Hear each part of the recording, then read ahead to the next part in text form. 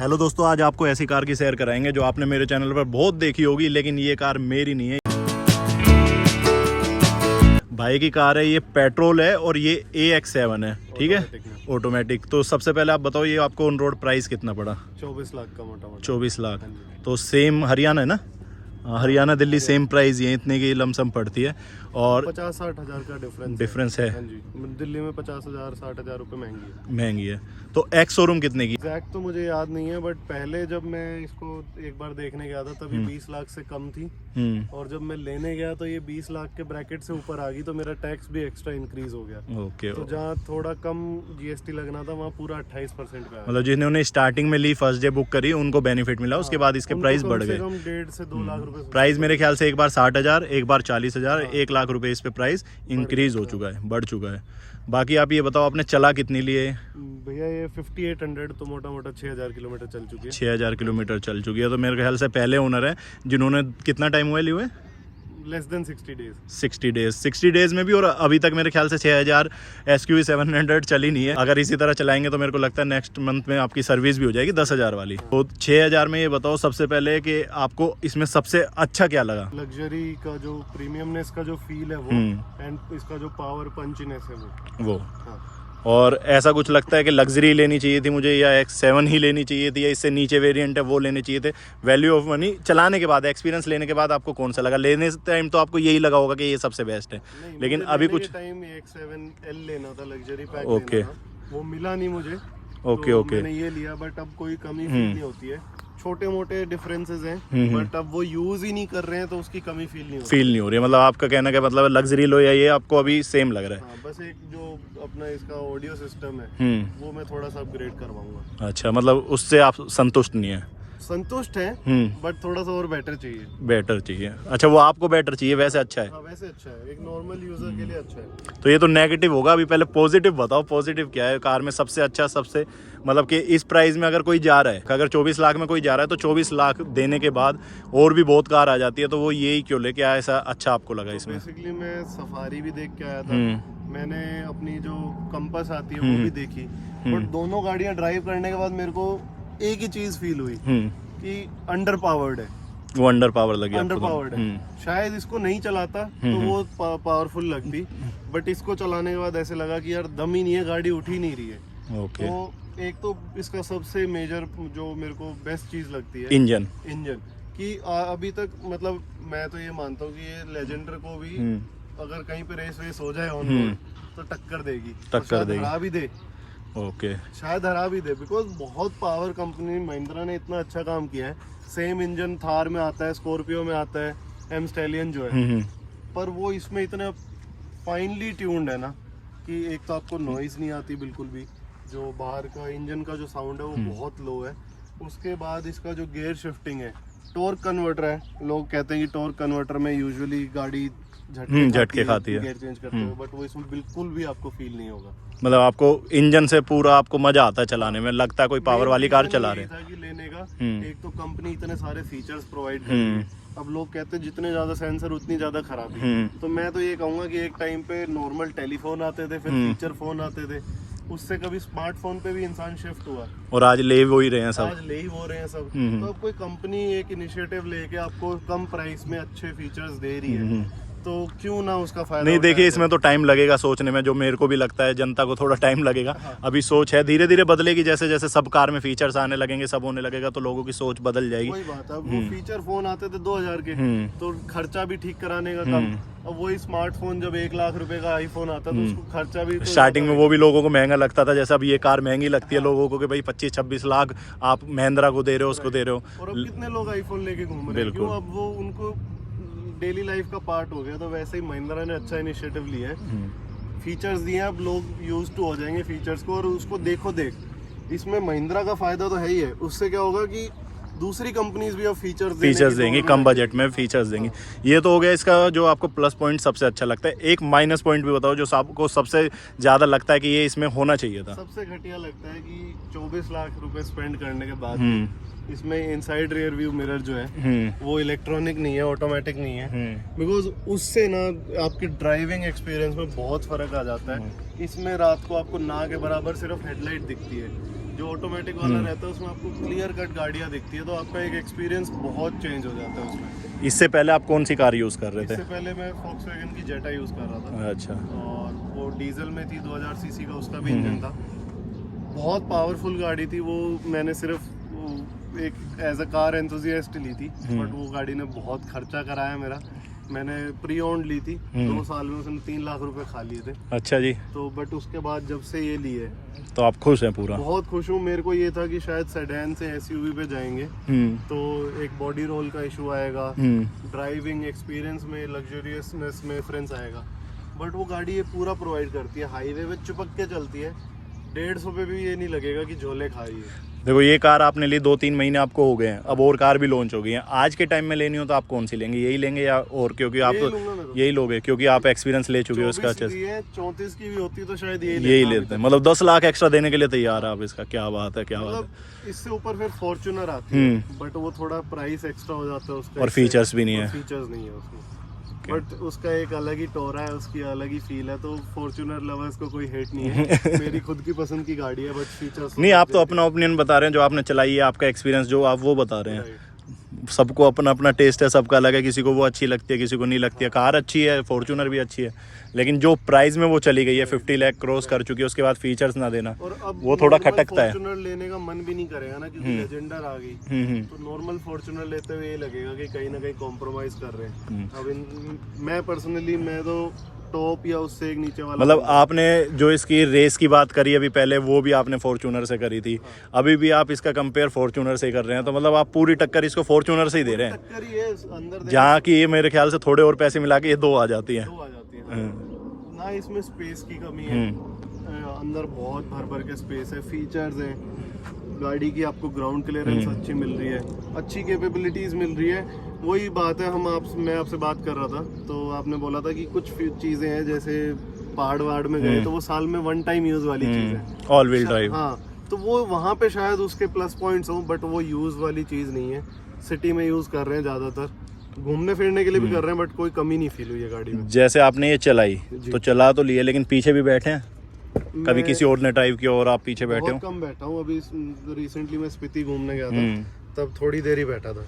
तो आपको पीछे कंफर्ट लगती है पीछे वाली सीट? बहुत कंफर्टेबल है। जब मैं टेस्ट ड्राइव लेने गया था, मैं अपने ग्रैंडफादर के साथ गया था, तो यूजुअली तो वो खुद टेस्ट ड्राइव लेते हैं। इस बार सिर्फ मैं ले रहा था, वो पीछे बैठे थे, उन्होंने पीछे बैठ के गाड़ी डन कर दी। 7 सीटर कार में जो सबसे बिल्कुल जो कंफर्ट नहीं रहता वो पीछे की सीट में ही नहीं रहता। देखो भैया, मैं तो कभी बैठा नहीं हूँ पीछे, वैसे बस एक बार ट्रायल के लिए बैठा। फैमिली में या कोई बैठा है जिन्होंने बोला कंफर्ट है या नहीं है? कोई नहीं बैठा, मतलब आपने यूज ही नहीं करा? बैठ के देखा है। मेरी 6 फीट हाइट है।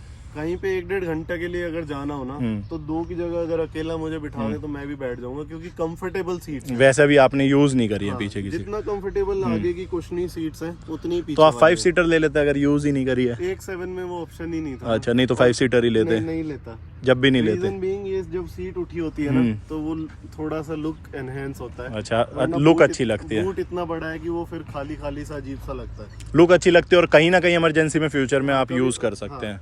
तो वो 60,000 दे तो रहे हैं आप एक्स्ट्रा सीट्स, 60,000 का डिफरेंस है सीट्स में, बट वो कभी ना कभी काम आ जाएगी। अब यार दोस्तों के साथ कहीं जाना हुआ तो जो कम हाइट के उनको पीछे बिठा देंगे। चलिए एक बार चलाकर भी देखिए, आपने तो चलाई है, लेकिन आज चलाकर हमें एक्सपीरियंस बताइए। आप थोड़ा और शेयर करते हैं एक्सपीरियंस। बाकी इसमें बाहर से डिफरेंस तो कुछ खास नहीं होता है, लग्जरी और इसमें L लिखा आ जाता है और इसमें AX7 है। और दूसरा जो डिफरेंस आ जाता है कि Insta360 कैमरा जो है वो कैमरे दिखते हैं, इसमें वो नहीं है। तीसरा जो सबसे बड़ा आ जाता है वो आपको ये ओपन ऐसे करना है, उसके बाद ओपन करेंगे।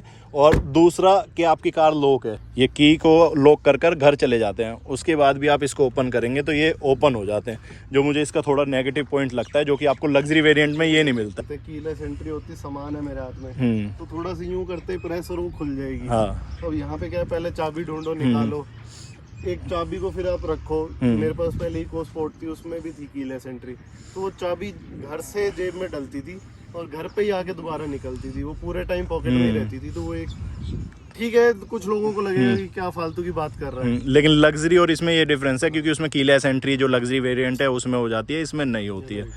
तो आपको कहीं लगता है कि मेरे को लग्जरी ले लेना चाहिए था? मुझे तो रुक के ही सही, क्यों लेना था, लेकिन आपको नहीं मिली, आपने ले लिया। रुक के नहीं लेना था, रुक के नहीं लेना था। लेनी थी मेरे को, अपनी पुरानी गाड़ी निकालनी थी, अभी लेनी थी। प्लस क्योंकि मैं आपको पता है कंटेंट क्रिएटर हूँ, तो गाड़ी उस टाइम पे मेरे को चाहिए थी ट्रैवल वगैरह करने के लिए। अब ठीक है, बच गए 2 लाख, अब तो बच गए। चलिए आप चलाइए और थोड़ा एक्सपीरियंस शेयर करते हैं। बस ये है, इसमें एंट्री के लिए आपको खुद इसको ओपन करना है और ऐसे करना है। जो लग्जरी है उसमें ये ओपन भी ऑटोमेटिक होता है। दूसरा यहाँ से कुछ फील होता है, जैसे इसमें ये हैंड ब्रेक है और लग्जरी में नहीं है, ना होता तो थोड़ा सा और अच्छा प्रीमियम लुक आ जाता। अभी क्या है ना, ये पूरा पैनल, वैसे महिंद्रा को एक तरीके से ये AX7 में भी दे देना चाहिए। हाँ, AX7 है तो बेसिकली आपका टॉप मॉडल ही, उसमें आप कुछ ऑप्शनल फीचर्स और ऐड कर रहे हैं, तो ये तो नहीं होना चाहिए था यहाँ पे। और वो एक पूरा पैनल जब सिंगल होता है ना, अभी जैसे यहाँ पे स्कूप है, तो आप वाली में वो स्कूप नहीं है, जो लग्जरी पैक है उसमें स्कूप नहीं है, तो वो अच्छा एक पूरा अच्छा लगता है ओवरऑल। उसमें बोतल के लिए भी यहाँ पर 2 हैं, एक यहाँ पर एक यहाँ पर और ये पीछे है यहाँ पर। तो अभी तक आपने जो 6000 चलाई है, ये मतलब हर जगह ले जा चुके हैं आप, पहाड़ों पे, ऑफ रोडिंग और अपना प्लेन रोड, लोकल, हर जगह चला चुके हैं? हाँ, मैं ऑफ रोडिंग कर ली, पहाड़ों में जाके आए हम, उसके बाद गांव वगैरह में भी मैं लेके गया, वहाँ भी चलाई। और ये भी रोड देख ही सकते हैं आप किस तरह का बड़ी है ये भी। तो मतलब गाड़ी, एक तो कहते हैं ना उसमें कोई ऐसे आवाज आ रही है। मेरे को बहुत लोगों ने बोला था कि हमने XUV 500 रखी है या महिंद्रा लेंगे, तो हाँ, ये मेरे को भी बोला था महिंद्रा लेंगे। महिंद्रा पे इतना भरोसा मत करो, सेंसर्स की दिक्कत आती रहेगी, प्लस रैटलिंग साउंड का एक बहुत बड़ा कंप्लेन रहता था। पर 6000 किलोमीटर मैंने चला दी है, उसके बाद भी कोई साउंड नहीं है। और अगर मेरे को महिंद्रा की सर्विस इतनी अच्छी लगी, अभी जैसे मेरे को एक बार विंडो में थोड़ा सा डाउट हुआ कि आवाज आ रही है, वो इतना आगे से अब आपको बात कर करके, पहले बदनाम थी महिंद्रा सर्विस के लिए, अब उन्होंने अपने एम्प्लॉइज को इतने अच्छे से ट्रेन कर दिया, इतने अच्छे से सब कुछ सिखा दिया है, आपकी वो सारी, जितना भी आपके मन में कोई डाउट होगा वो क्लियर करके देंगे। मतलब आप पूरा संतुष्ट है महिंद्रा से? हाँ, 100%। महिंद्रा से भी और अपनी 700 से भी? हाँ जी। मेरी बात हुई थी उनके जो एम्प्लॉय थे, बेसिकली मेरे को ये था कि पहले महिंद्रा की सर्विस थोड़ी कॉस्टली होती थी। अब मैंने उनसे पूछा कि कितना होएगा, तो उन्होंने मेरे को यही बोला कि हमने बहुत प्राइसेस रिड्यूस कर दिए, लेबर चार्जेस कम कर दिए, तो ओवरऑल इसकी सर्विस वो कह रहे हैं कि जो पहले की डिस्काउंटेड सर्विस है उसके बाद में 7-8 हजार में इसकी सर्विस हो जाएगी। अच्छा। पहले ये था कि अपनी शायद स्कॉर्पियो आती थी, वो भी 11-12 हजार में, और जो XUV 500 थी वो भी 15-15 हजार तक सर्विस चली जाती थी। ओके। तो वो इसमें नहीं जाएगा। तो महिंद्रा काफी काम कर रहा है इस चीज में। तो बाकी मैंने अभी तक, आज तक मैंने कोई पेट्रोल गाड़ी नहीं चलाई है, डीजल ही रखी आपने? डीजल ही रखी। तो किसी फर्स्ट टाइम ऐसा क्यों कि आपने डीजल रख के फिर पेट्रोल लिया? दिल्ली की वजह से लेना पड़ा कि 10 साल और 15 साल वाला चक्कर, और कि एक दो रीजंस थे। एक तो ये 15 साल वाला था कि दिल्ली में 10 साल के बाद आप डीजल कार नहीं रख सकते। दूसरा, टू बी वेरी ऑनेस्ट, मेरे घर वालों का था कि चलो अब सब चेंज हो रहा है, थोड़ा सा एनवायरनमेंट में भी कुछ अपना कंट्रीब्यूशन रहेगा। नहीं, ये बात आपने बहुत अच्छी कही कि सब चेंज हो रहा है। तो मेरा मानना है कि सबको हर चीज में चेंज होना चाहिए। जैसे लोगों की सोच अभी भी वही है कि फीचर्स कार है तो खराब होगी, जितने सेंसर है खराब होंगे, या महिंद्रा ऐसी है, इंडियन ब्रांड ऐसे ही। तो अपनी सोच थोड़ा हमें बदलनी पड़ेगी। इंडियन ब्रांड्स तो अब मेरे हिसाब से आने वाले 10-15 साल बाद पूरा इंडियन मार्केट तो पूरा कैप्चर कर लेंगे। कोई थोड़ी बहुत गाड़ियां दूसरी कंपनीज की बिकेंगी। तो डीजल चलाते हुए आपको ऐसा नहीं लगा कि पेट्रोल लूंगा तो एवरेज कम रहेगी और पेट्रोल महंगा है? जैसे अभी आपकी एवरेज जो दिखा रही है 4.5 दिखा रही है, मतलब 5 की एवरेज भी नहीं दे रही आपकी कार। हाँ, वो तो अभी हम चला ही ऐसे रहे थे उसकी वजह से, अदरवाइज सिटी में मेरे को ये दे देती है 8.5 से लेके और 11 तक की दे देती है। तो वो लेने से पहले ही पता था कि कम देगी। 2000 सीसी का इंजन है, 200 bhp पावर। क्योंकि मुझे तो रनिंग भी ठीक लग रही है आपकी। 6000 आपने चला दी, किसी ने अभी तक चलाई भी नहीं है। रनिंग अच्छी है, उसके बाद डीजल सस्ता है, उसके बाद डीजल में एवरेज अच्छी आती है, उसके बाद भी आप पेट्रोल लेकर और वो भी अच्छी खासी चलाकर, तो संतुष्ट है इस चीज से? संतुष्ट है। वो पहले ही पता था कि थोड़ा सा जो आपका पेट्रोल का एक्सपेंस, मतलब थोड़ा जेब पर लगेगा। हाँ, लगेगा, बट वो एक्सेप्ट करके ही निकले थे कि चलो अब लेनी ही पेट्रोल है। लेनी पेट्रोल है, वो माइंडसेट पहले से ही था। हाँ, ऐसा कुछ नहीं था। ये भी नहीं लेता ना XUV 700, कोई भी लेते पेट्रोल ही लेता। मैं सफारी देखने जरूर गया था, पर सफारी में एक प्रॉब्लम आ गई थी कि उसमें पेट्रोल इंजन नहीं आता। मतलब आपने इसको लेने से पहले सारी कार जो उसकी हैं वो सब चेक की हैं? सारी चेक की थी, सबकी टेस्ट ड्राइव याद रह गई हो। टेस्ट ड्राइव सबकी ली थी, सबकी ली थी। सबको चलाने के बाद आपको ये अच्छी लगी? ये बेस्ट इन द सेगमेंट लगी। ओके, तो ऐसा कुछ नहीं है कि सिर्फ नाम चल रहा है कि भाई महिंद्रा एक हवा आ गई 700i 700, उस चल में नहीं, आपने टेस्ट ड्राइव लेके लिए? भैया ये लास्ट ईयर अगस्त में लॉन्च हुई थी और अक्टूबर में मार्केट में आई थी। उतने पीरियड के लिए हवा रहती, हाइप रहती ना, तो समझ आती। अब तो हम ओनरशिप एक्सपीरियंस दे रहे हैं, 6000 चलाने के बाद दे रहे हैं, तो अब उसको हवा नहीं कह सकते। वो कंपनी का एक कुछ बनाया, हाँ कुछ बनाया है उन्होंने, फील गुड फैक्टर इसमें डाल दिए। वो कोई गाड़ी 50-55 लाख रुपए तक में भी ये फील नहीं दे रही है, ये फील नहीं मिल रहा।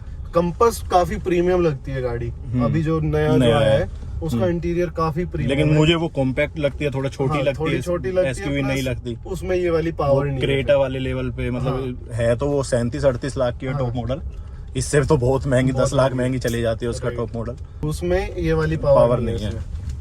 तो महिंद्रा इतना अभी जैसे कि हम चला रहे हैं, कोई आपको इंजन की आवाज आप खुद इसका वो है। और जैसे दूसरा आपने ये भी बोला कि देश को वो करना चाहिए, पेट्रोल मैंने इसलिए लिया कि सोच बदलनी चाहिए, तो दूसरी सोच तो ये भी बदलनी चाहिए कि देश की ब्रांड की कार लें, देश के देश के मतलब ब्रांड अगर चलेगा, पैसा जाएगा तो वो भी अच्छा है हमारे लिए। तो भी बेसिकली जितना भी जो भी कंपनीज अर्न करेगी इस गाड़ी से, या कोई भी कंपनी किसी भी गाड़ी से अर्न करती है, तो वो बेसिकली जो भी उसका प्रॉफिट होगा वो ब्रांड्स अपने कंट्री में ले जाके अपनी कंट्री की इकोनॉमी को बढ़ा रहे हैं।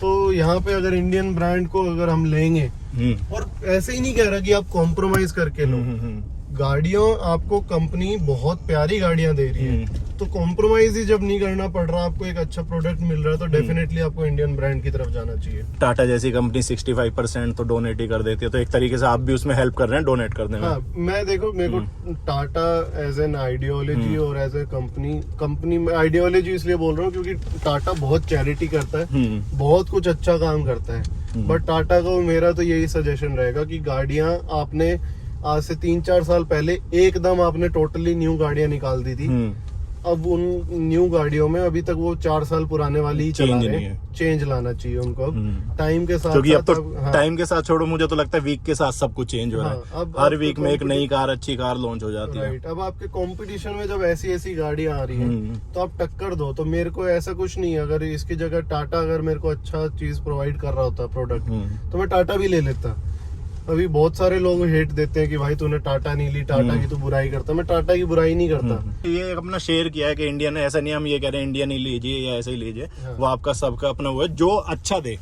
अगर आपको कम प्राइस में अच्छे फीचर्स के साथ अच्छी चीज दे रही है तो क्यों ना ले। राइट, तो मैं तो यही मानता हूँ कि ये गाड़ी अगर आज से 10 साल पहले अगर आप देखो, इसमें महिंद्रा का लोगो ना हो, 10 नहीं 5 साल या 3 साल पहले अगर आप देखो इसमें महिंद्रा का लोगो ना हो, इस पे आप ऑडी का, BMW का लगा दो, आप खुद मानोगे कि ये कम से कम नहीं तो 45 लाख की ऑडी BMW तो बनती है। क्योंकि जो इसका यहाँ से ये लग्जरी फील आता है, ये आता है, ये सिर्फ पहले वही कार दे रही थी, और दिखावे का नहीं है, मतलब जो फिट एंड फिनिश भी जो यहाँ पे हमें मिल रहा है वो बिल्कुल ऐसे ही है जो कि मर्सिडीज में आता है। और कुछ इसका नेगेटिव या पॉजिटिव बताना चाहेंगे? लगता है मेन नेगेटिव 2 ही चीजें लगी है, एक तो मैंने बताया ये वाला, दूसरा एक अब मैंने सर्दियों में ली थी, अब गर्मियों में वेंटिलेटेड सीट्स की कमी फील हो रही है। अच्छा, तो अगर वो हो जाता तो थोड़ा सा, अगर ये होता तो देखो प्राइस भी बढ़ते तो ठीक है, वाजिब जगह पे बढ़े तो ठीक है। एडेप्टिव क्रूज कंट्रोल है, आपको लगता है फ्यूचर में यूज होगा या शो किया है, दिखाने का है, स्टार्टिंग में यूज किया बाद में नहीं होगा? इसका काफी बड़ा इम्प्लीकेशन होगा जब दूसरी गाड़ियों में एडास आने लगेगा, तो गाड़ियां आपस में एक तरह से मतलब स्मार्टली कोऑर्डिनेट ही करेंगी ना। दूसरी गाड़ियों में भी एडास होगा, इसमें भी होगा, प्लस आपके जो न्यू फिर आपकी इंडियन जो गवर्नमेंट है उसको रोड्स भी ऐसे ही फिर प्रोवाइड करने पड़ेंगे ना जहाँ ये सब काम करे। तो अभी ये अच्छे हाईवे पे तो काफी काम की चीज है, आपको सिर्फ एक स्टीयरिंग संभालना है और वो भी आप छोड़ सकते हो बीच में। मतलब दिखावे का फीचर्स नहीं है, फीचर्स दिखावे का तो नहीं है, और विद टाइम वो यूज वाली चीज है। और अभी किसी ने ये दे दिया है, इससे पहले कौन दे रहा था? कोई नहीं दे रहा था इस प्राइस रेंज में। इस प्राइस रेंज में इन्होंने दे दिया है, तो अब और कंपनीज लेके आएंगी और इसी को रिफाइन भी काफी करते रहेंगे। तो रिफाइनमेंट के बाद और आपका जो एक अच्छा जो ड्राइविंग एक्सपीरियंस होगा ना, वो काफी चेंज हो जाएगा। तो आप ये बताइए, आपने कार में इसमें 2-2 साल की वेटिंग है, हाँ जी। तो आपने बुक पहले करा दी थी या कैसे आपको मिली? नहीं, एक्चुअली मैं टू बी वेरी ऑनेस्ट मैं देखने गया था 7 अक्टूबर को ही मैं देखने 3 अक्टूबर को मैं देखने चला गया था। उस टाइम बुक करने लगे थे बट उस टाइम कुछ पंगा हुआ, नहीं कर पाए। उसके बाद दिसंबर एंड में हमारा नहीं जैन में हमारा प्लान बना कि लेते हैं गाड़ी। तो अब गाड़ी लेने गए तो वेटिंग थी 88 वीक्स की ओके या 90 वीक्स की, ऐसे कुछ वीक्स की थी। तो फिर हमने प्लान किया कि अब चलो ले ही लेते हैं। अब मैंने पता किया तो बेसिकली गाड़ी मैंने ऐसे उठाई है कि किसी की कैंसल्ड गाड़ी है ये। किसी को गाड़ी की अपनी डिलीवरी मिलने वाली थी एंड उस डिलीवरी से जस्ट पहले उसने ड्यू टू एनी रीजन, उसका पर्सनल कोई भी रीजन रहा होगा, उसने कैंसिल कर दी। अब गाड़ी डीलरशिप के स्टॉक यार्ड में आ चुकी है, उनको आगे देनी ही देनी है। तो मैंने उनको बोला था कि एक ऐसी कोई गाड़ी मुझे दे दीजिएगा और उन्होंने वो अरेंज कर दी और वो गाड़ी मुझे मिल गई सिर्फ 2-3 दिन में। तो मतलब ये किस्मत भी कह सकते हैं आपकी। तो मतलब ऐसा है कि वेटिंग बंदा ना करना चाहे, जाके डीलरशिप पर जाए तो चांस है उसे मिल सकती है। इस तरह चांस है, मतलब कोई डेफिनेट नहीं है। अगर किसी ने कैंसिल किया, बाकी आपकी किस्मत भी डिपेंड करती है। शायद कैंसल्ड वाली भी आपकी अगर किस्मत खराब है तो कैंसल्ड वाली भी ना मिले, बिकॉज उसका एक टोटली डिफरेंट प्रोसेस है कि जब कोई कैंसिल करता है वो नेक्स्ट बेस्ट कस्टमर को चली जाती है, जो नेक्स्ट इन लाइन होता है। ओके। एक डिमांड थी कि उसमें एसेसरीज लगवानी होगी, वो मैंने लगवा ली। एसेसरीज लगवाने में मेरे को कोई बुराई भी नहीं लगी। एक फुट स्टेप लगा 25,000 में, 24,500 का वो था और 1,000 रुपए का जो अपने मड फ्लैप्स आते हैं, बस ये 2 चीज लगवाई, ये 2 चीज लगवाई है। उसके अलावा कोई एड ऑन नहीं है गाड़ी में। 25-26 हजार की एसएसडी लगवानी पड़ेगी। चलिए जी, ये था ओनर रिव्यू जो खुद बता रहे हैं और 6,000 किलोमीटर चलाने के बाद बता रहे हैं। ऐसा नहीं कि 200-500 चलाने के बाद एक चीज बता दो। 6,000 किलोमीटर चलाई है, पूरा एक्सपीरियंस किया है, हर जगह चला चुके हैं। उसके बाद बाकी आपको जो अच्छा लगे आप लीजिए। अगर मेरे हिसाब से तो इससे बेस्ट इस प्राइस में कोई कार नहीं है। वाकई ये वैल्यू ऑफ मनी है भाई, पैसा दिया है तो चीज मिल रही है, ये मान के चलिए। तो चलिए दोस्तों, वीडियो अच्छी लगी हो लाइक कमेंट शेयर कर देना, चैनल पर नए हो सब्सक्राइब कर देना। मिलते हैं नई वीडियो में कुछ नया लेकर, जब तक के लिए बाय टाटा सी यू।